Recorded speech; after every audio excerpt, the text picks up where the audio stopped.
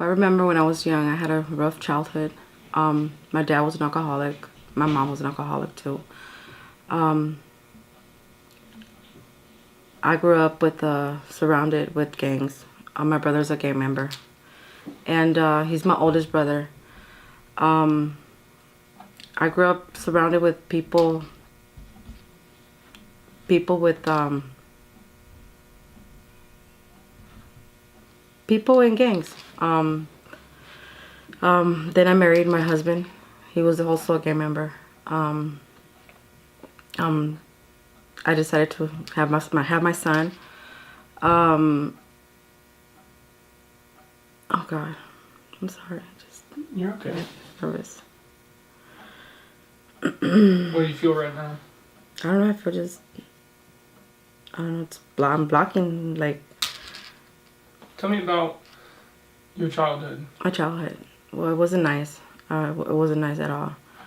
I mean, knowing that my dad would drink, my mom would drink, all I wanted to do was not be in the house.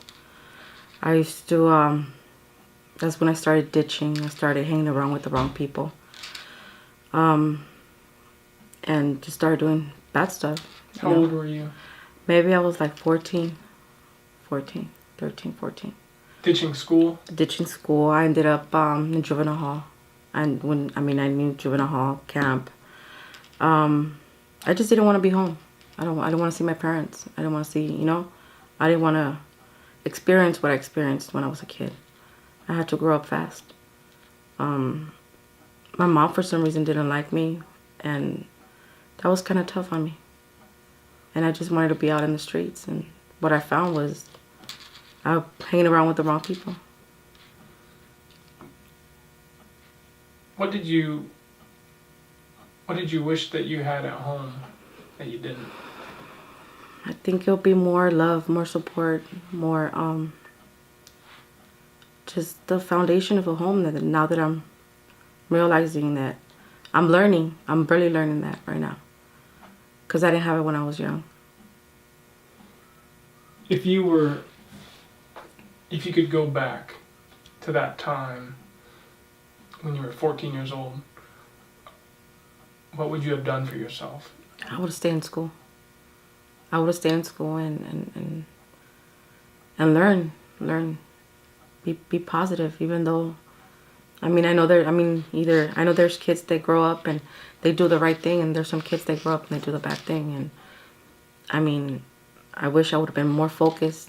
Somebody tell me, this is gonna happen, and there was nobody there to tell me. So you're 14 years old, ditching school. What happens next? I started doing drugs. Drinking. Then hanging around with my brother's friends, which were gang members. That's where I met my husband. Then years went by. Then when I turned 25, that's when I had my son. So between 14 to 25, what was your everyday life like? Oh, wow. I would go to work.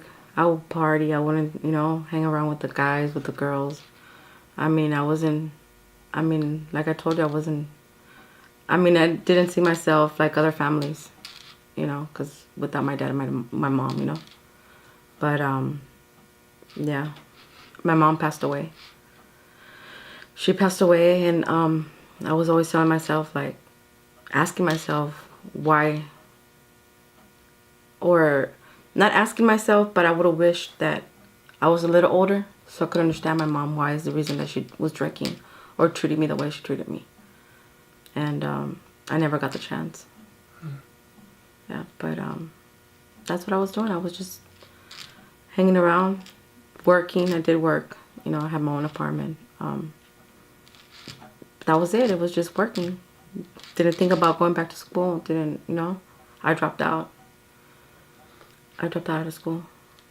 When you think of those 10 years, what would have made the difference for you? For my family, I would have wished I would have had a family, My brother was always out and about, always in jail, in and out from prison. I was just living life with no meaning, just working, it totally changed my life when I had my son. Totally changed my life. What kind of parents did you wish that you That I had? Somebody I could talk to, like my mother, a mother that I could talk to, a father or when I will do something good, they'll be like, okay, you did something good, or Your parents never said no. You never did anything good? No. I used to come back from school and my mom would be passed out or she wouldn't be home, and I had it rough when I was a child. And that was one of my reasons that I just decided to be in the street. Be in the street. Nobody was there to tell me, what's the right way of living life, or I knew it was bad, but nobody ever told me. Do you feel like you raised yourself? Sort of, yeah. Like I was out there, struggling with people out there, yeah. How do you feel about that time of life? Are you upset at that time of life, or are you? It brings me sadness. Sad. Sadness, because I would have wished somebody would, be there to teach me what's right and wrong. Where did you begin to learn those things? Just life itself, Trying to learn from my experiences.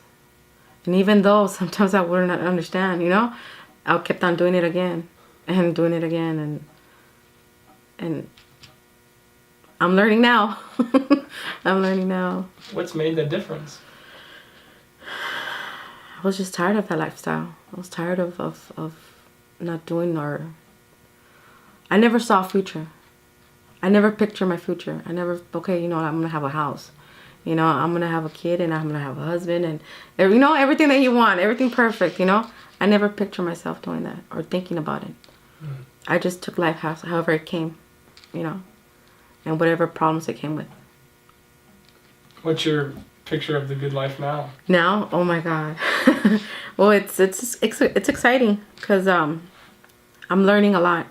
It's like, sometimes it's too much, but I'm taking it little by little, and I'm learning about how to become a better parent, how to raise my son with no violence, I want my son to grow up and not to experience what I experienced, what I got to see, being in the streets.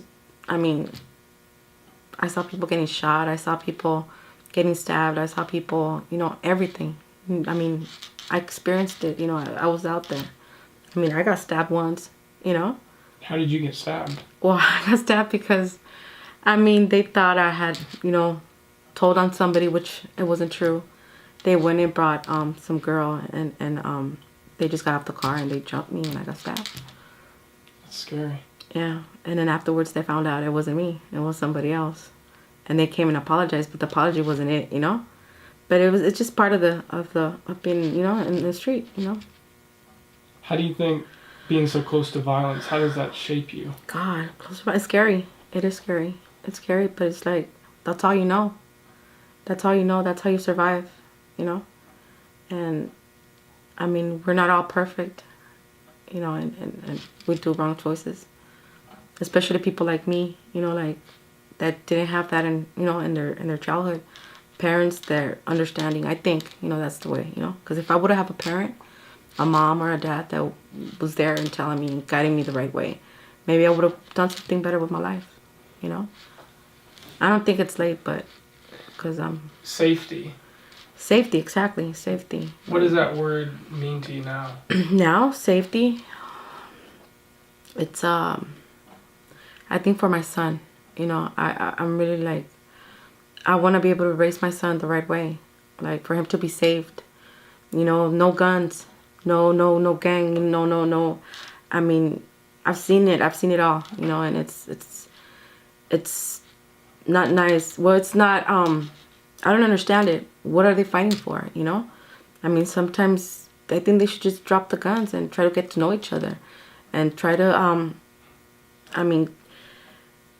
to get to know each other, to learn from each other, and to teach our children to teach ourselves how to raise our children, Because that's what I'm doing right now. You know, I want nothing but the best for my son. And I don't want him being around anybody that will harm or any. I want him to be safe. One of the things I hear from you is, like when you grew up, it sounds like you wish your parents would have kept you safe. Yeah, and I wasn't. I mean, I remember I used to hide. Like, my dad would tell me, okay, stay with the neighbors until your mom pass out. You know, and I wasn't saved. I mean, my dad would let me stay there, but sometimes I'll leave from that person's house. And that's when I just decided to go on the street and, you know, do whatever I did in the street. And you lived on the street? I lived on the street. Well, actually, yeah, you could say that. When I was young, it was fun, you know. But now that I'm older, that I ended up in the street, it wasn't fun at all. At all. It wasn't. Describe the street life. And that's another thing. Like, even when you do drugs, when you're young, everything's fun to you, you know. And now that you're old, well, now that I'm older, like, even doing drugs, drinking, it's not fun no more. Or being in the street, like, it's not fun. It's reality, you know. And it's hard. It's like I wouldn't have nowhere to shower. Like, it wasn't me, you know. And I have a child. I have to think about my child. And I want him to grow up, you know, to have a mom, you know. What I'm learning at my classes where I'm going is like the foundation. And I need to start forming the foundation. What's the foundation? It's me learning all the knowledge to teach my son, you know, and that's everything that I'm learning. Because I know I'm learning a lot. So these are parenting classes? This is the 2020. Okay. Parenting classes. I'm even going to church. That's something I never went to church before. And I was like, I really have, you know, I go to church. I wake up every Sunday. Happy to go to church. Tell me about that. Well, it's good. It's wonderful. It's like, my son's going with me. We're both going to church. That's something I never did with him. Ever. And it feels good.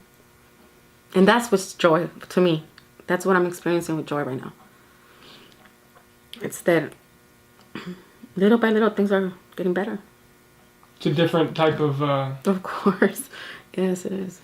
It's like you have a gang here, and then a church is kind of like a different type of community, you know? Yeah, it's totally different. The people that I'm hanging around with now, I still care for you know, the people that I know, that I grew up with. But it's time to move on. It's time to I want to be able to help them, because I know their situations. I know where they're coming from. I know I know their needs, and there's some of her from their story. They're a little bit like mine, you know. Maybe they needed something, you know, in their childhood. And that's why they, you know, do wrong choices. They're just human, you know, just like me or you know. But yeah. Have you experienced? Have you ever been labeled by other people? Yes. What are the labels that people have put on you? For example, like, can I say it? The law enforcement? You can say it. Well, whatever you feel. You know? So. Yeah, well, they label me of being around, well, associating with the gang. They label me as a drug dealer, which, you know, but that's not nice, you know. I just experienced that not too long ago, that I'm trying to change my life around and I can't. Well, I could, but it's just on their eyes, I feel like I'm not good enough for them. So you feel like you made a change in your life, and then people in the community, police officers, law enforcement, still had that label on you. Yeah, they still do. They still do, and I don't think that's right. How does that make you feel? Well, it knocked me down for 2 days, you know, because I'm very positive. I'm being very positive with my outcome of what I'm doing and what I'm learning and me being positive. I went to church.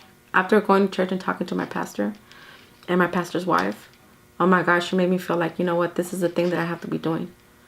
If I need to go through that to get to somewhere to help others, that's something that's going to happen. you know. And I experienced it, but I wish nobody does, you know. I mean, if they really want to change their life, they deserve to change their life. How do you want people to remember you, or how do you want to be known in the community? How do I want to be known? As a caring person for others. Because I do care about people. I mean, I'm the type of person where, like, I'll be watching a show and I mean, somebody brings something to somebody that's happiness or something, I'll start crying. You know, I wish I could help others. Honestly, that's my thing. I want to help others. I want to help others. But I'm helping myself right now. So. Because if you help yourself, then I'll be alright. Then you'll be strong enough to go and help others. Yeah. Yes. Yes, and that's what I really want to do. What's your highest dream for your son? For my son, to be a scientist. He wants to be a scientist, and that's something that me, as being a kid, I never thought, you know, of being. I'm telling you, now that I'm thinking about it, I never thought about, okay, I'm gonna become a nurse, or I'm gonna become. I don't know. I grew up thinking, living life, you know, just day by day, and not thinking about the future. And he thinks about the future, and I'm gonna be with them, you know. Why do you think he's able to think about the future? Because I don't know. Well, first of all, God made him smart. You know, I got a smart kid, you know, and he just wants the best too, you know. I mean, I put him through a lot with me doing what I was doing. But he seems happy now. We're both happy. Actually, we're both happy. Like, it's a happiness that I can't explain it. It's just that I want to. I'm like, I want to help others. I want to be an example, you know, for somebody that's out there that might, you know, if I did it, what can they do it? You know, and I mean, you could do it. I mean, everything's possible. Was there a moment when you decided that you wanted your life to be different? Yeah. Yeah, it was that time when I was in the alley, when I was homeless. It was that time in the alley where I just looked at myself. I have my mother's remains on one side, and I have my cat, which is my son's cat. And my son was with his aunt. I sent him over there because I knew something was going to happen. I knew I was going to lose my place. And I didn't want him to experience none of that. And so, yeah, that was the day where I got up and I asked God. I'm like, God, you know, this is not me. I mean, like, I got to do something with myself. And, yes, that's the day that I got up and said, you know what, enough is enough. And I left for a week and got away from the drinking and the drugs and came back. And that's when I started asking for help. Because I'm like, how can I ask help when I was under the influence? And yeah, I mean, I guess God put me the right people, you know. My son's school, that Mr. Redmond, you know. If it wasn't for him, you know. Or Ms. Rosie, you know, that's another person, another angel that came. And it's nice, and I think it's a miracle too, because it's like, how can everything that I'm doing, it's like a puzzle, you know, like, you know, this is okay, this is next, and everything is going the right way, you know. And I'm just happy. I'm happy I don't have those thoughts of me drinking no more, or me, you know. And I mean, I'm just happy. Tell me about your biggest supporters. My biggest support right now. Yeah, you just mentioned Mr. Redmond. Mr. Redmond. Tell me about the principal. Him. Oh my God. I know when I first came and I asked him, I needed help because he saw me struggling. My son's been here in school for a couple of years now. What school is that? Harambe. This is Harambe. And I think, you know, when I first told him, he wasn't sure, you know. It's understandable. But when I really came and I asked for help, I really told him, look, Mr. Redmond, I'm already in the street. He looked at me, and I mean, I'm very thankful because he opened the doors to me and my son. And I'm just thankful to him. It's like my new start. That's what I wanted. I just needed to get away from the people, you know, for a bit that I was surrounded with. And I'm doing it. I mean, thanks to him that he opened his doors. What would you say to him? Thank you. Thank you so much. I mean, I already told him for Thanksgiving. I woke up early. That was the first person that I thanked on Facebook. You know, I'm like, you know what, Mr. Redmond, thank you. Because if it wasn't for him, you know, I would probably still be in the streets, you know.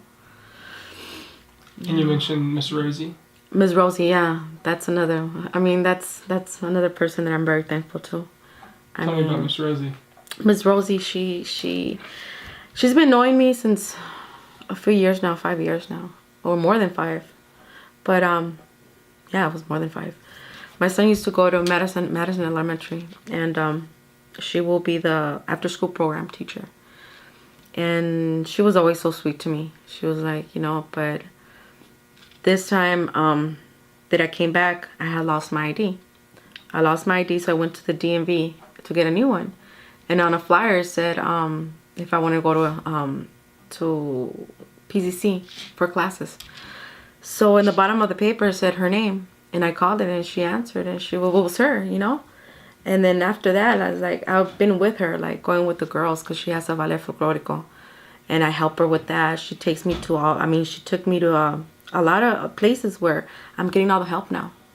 Like she took me to, can I say the names of the? Yeah. They're helping me. Okay, she took me to Peace Over Violence. She took me to church, to her church. I mean, here in Harambe, we have a little, on Sundays, you know, and we have a pastor and his wife, and I mean, it's good. I mean, it's like everything that I wanted is happening, you know, and it's happening, and I'm happy, excited about it. What are you most proud of yourself? Oh, God, that I don't even want to go back. That I think it's like, okay, people might doubt me, but not me. I know what I want. So you feel like your heart, your desires. Yes, I think this is what I wanted. You know, like this chance in life. Yeah.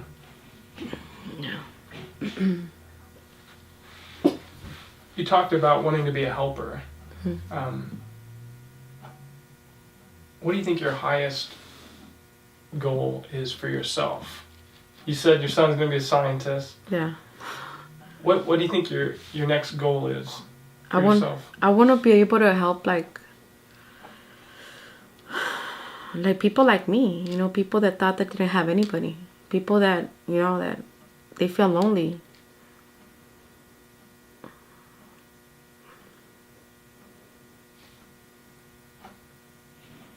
Sorry. What would you say to them?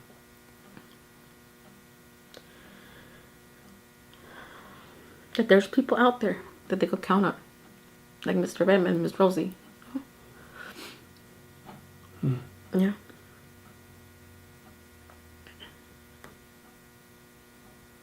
I'm sorry. But it's just, that's... Those are good tears. Yes. Yeah, but I just want to be out there and helping people and make them feel that they're not alone. And teach them, guide them to the right direction of where to get help, you know? Because when you're out there, you don't know. You don't know where to look for. You don't know who to look for or anything. You're stuck. I was stuck for a while. I remember you showing me the picture. How I felt when how you felt. Yeah. Could you describe that picture to everybody? It was the picture of me. Well, the picture. The picture? Okay, well, this guy in his room where there's water all the way to the top felt like they're drowning. And that's how I felt. That's exactly how I felt when I was under the influence, you know, of drugs and alcohol. Where I just wanted to escape. I wanted a way out, and I didn't know how to do it. I remember it was like, just like you said, water to the top. Yeah, of the water room. to the top where you can breathe, and it's like, okay, what can I do? You know. And I think it was a guy just alone in his room. In his room, yeah. Drowning. Yeah, drowning. Yeah. Yeah, that's how I used to feel. And you looked at that picture and you're like, damn, that was me. That was me. Nobody understood. Maybe they thought, okay, well, she's doing drugs, whatever. But now drugs is not funny. It wasn't fun for me. It was in and say, oh, they're doing drugs. I mean, maybe the young kids nowadays, maybe they do have fun. But now when you're older, it's not fun no more. It's no fun at all. Especially when you have responsibilities. When you have responsibilities. You know, I have mine. My son. Yeah. I mean, thank God that I stopped the drugs and the alcohol first. For me to get the whole picture, you know? Now I'm getting counseling therapy. I'm getting, you know, I'm working from inside and out. It's just the people you grow up with, they become your brothers. You know, they become part of your family. Since I have a family, you know. Growing up with them, it was like, back then it was, I mean, somebody will run away or whatever and we will help each other, you know. We will help each other and just be there for each other. We're like brothers and sisters, and I never had. And you know, so you know somebody did something wrong. It's like you that's how you know. Just okay, that's it, and let's go on with life, you know. But yeah, that's your loyalty, you know. Like they're your family. And I experienced somebody getting shot. I experienced running to them when they were shot on the floor. I mean, I was one of the persons twice, you know, to get them and hold them and, you know, and tell them they're okay, they're going to be fine. So you ran toward them? Yes. Once they were shot? Yes, once they were on the floor. One of them was a good friend of mine. He used to call me mom, but he still calls me mom, you know? And I remember, I mean, that was the 4th of July that I won't forget. But he was there with us, and we're like, okay, he was going to go home and I guess spend some time with his daughters. And next thing you know, I mean, I just hear somebody screaming, call the ambulance, and I didn't know what was going on. So when I went out there, I seen him on the floor, and then I ran to him. And me and somebody else, and we're trying to, you know, he was scared, you know, he was really scared of, you know, he had gotten shot, and I was just there by his side, you know. And I mean, it's heartbreaking. It's heartbreaking. He didn't get the chance to go to his daughters to celebrate 4th of July with them.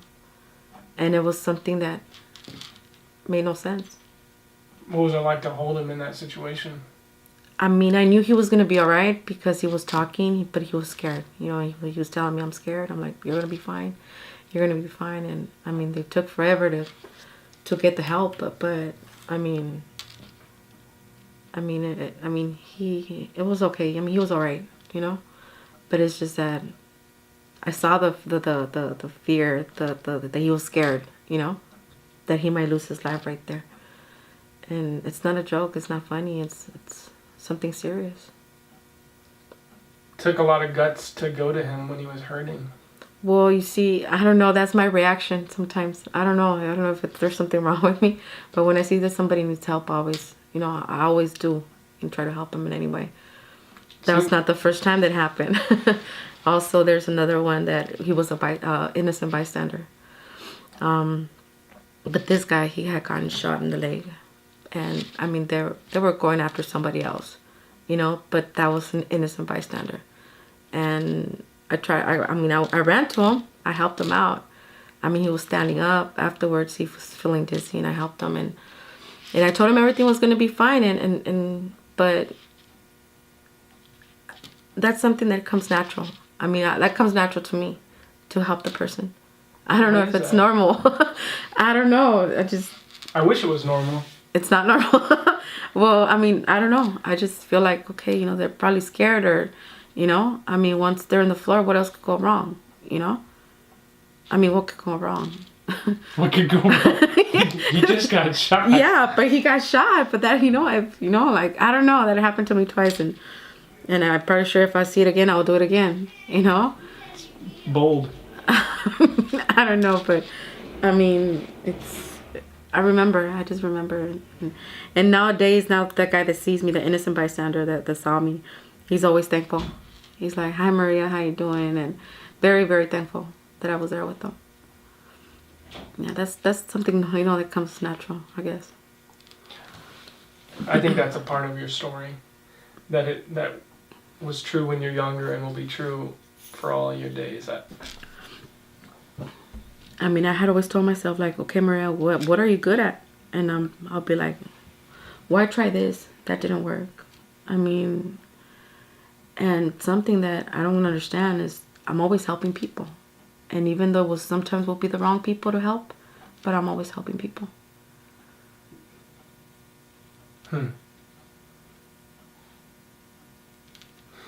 What do you think? When is somebody ready for help? You see, that's the thing. That's where I'm getting to realize that even though they say they need help, and they really don't want the help, you know. I mean, there's people out there, you could tell, like when I was out there in the street, when I was homeless, when I didn't have anything, and the other people didn't have anything. Like, I know their needs, I know what they, and what they're suffering. We'll tell each other our stories, and but I know there's still going to be people out there that they might say they want help, but they really don't want it. Were there times in your life when you thought that you were ready for help, but really you weren't? Well, when I kept on telling myself, okay, I'm going to leave from here so I could sober up, or I'll be like, okay, I'm leaving, and I will never leave. I was like that for maybe like 2 weeks, and until finally, until I found myself in that moment where I was all alone. I was all alone in the sidewalk with my mom's remains and my cat, where I decided enough is enough. I need to do something for my son. I'm the only person he has. When do you feel most strong and alive? When? Now. Now I feel strong and alive. Is that your question? Yeah. Why is that? Because I'm thinking I'm thinking right. I'm thinking, I know what I want. I mean, I'm going back to school, I'm going back to school. I mean, hopefully I can finish my GED. I want to have a little business, a little something where I could save up some money so I could buy myself a house, for a down payment for a house. I mean, I'm thinking about my future. Now I'm thinking about my future. And I know it's not too late. I know I can make it happen. I got this opportunity where I'm telling you, a lot of people are helping me, God is helping me, it's just, I'm excited of myself, I'm proud of myself. I'm excited. I'm going to do something with my life. I hope it's not too late, and I know it's not too late, but, sometimes it does cross my mind. I'm like, is it too late, Maria? But no, it's not too late. It's not. I feel it's not. I'm alive, I could still do change on somebody. When did you learn that it's not too late? That's a powerful message for people. That it's not too late because I'm still alive. My son's still there. My son still, he needs me, and it's not late. I mean, I'm not dead. I didn't get shot. I mean, I didn't, I didn't get hurt. What does peace look like in this neighborhood? Peace. What would it take? To drop the guns. To drop the guns and help each other to understand each other, and to get to know each other instead of using weapons and guns, and try to go to school to better our thinking, to parenting, to help us raise our kids so they won't do the same thing that we did. That's the way I see it. Because we want the best for our children. Well, I want the best for my children.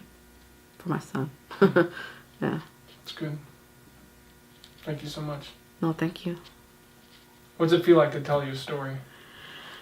I feel like I'm not normal. What do you mean? Yeah, that my life was not normal, a lot of people were raised different, and I was raised, the rough way, but, and right now I'm positive. Things will change. Things are going to change. Things are changing. I appreciate it.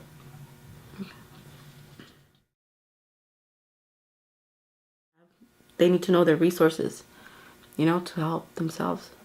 Community resources. Of course. I mean, that's been a big part of your story. Yes. Is taking advantage of community resources. Yes. Because, I mean, you don't know nothing. A person like me, I didn't know anything. I didn't know how to go on. Now that I'm sober, because I remember when I was young, and I mean, not young, but I remember when, you know, that what happened to me by me being molested and stuff like that. That's why I kept on drinking. I kept on doing what I was doing. And now that I know the resources and that I decided to stay clean, I knew I was going to need help to go through this, you know, and heal my inside. And I'm telling you, I'm taking advantage of the resources out there. But sometimes, you know, people will tell you, you gotta go there, you gotta go there. And then they close the door at you, and then you'll be like, you know what? I tried. I was like that before. But not now. No, I'm going to the right people. And a lot of people don't know how to do that, you know, or where to go. How did you begin to learn what community resources were available to you? How? With Miss Rosie. She's the one that introduced me to all these police. She just, like a door opened. Yes, she opened all the doors. She's a main. I'm telling you, that's why she's one of my main, you know, support, and that's been there for me. She PCC, you know, I mean, everywhere she's taking me for me to open, you know, my mind and see what's out there. She's kind of like a mom. Yeah, I call her mom. Do you? Yes, I call her mom. And I'm very thankful to her and to Mr. Redmond.